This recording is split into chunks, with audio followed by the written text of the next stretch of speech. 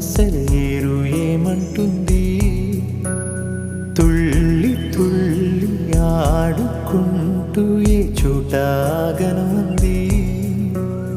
నింగిలోని నీలి మేఘమేమి అన్నది? రాగాలు పాడుకుంటూ హాయిగా తేలి తేలి పొమ్మన్నది, నాతో కలిసి రమ్మన్నది. గాలిలో నా గువ్వలాగా నీ ఆడుకోమన్నది.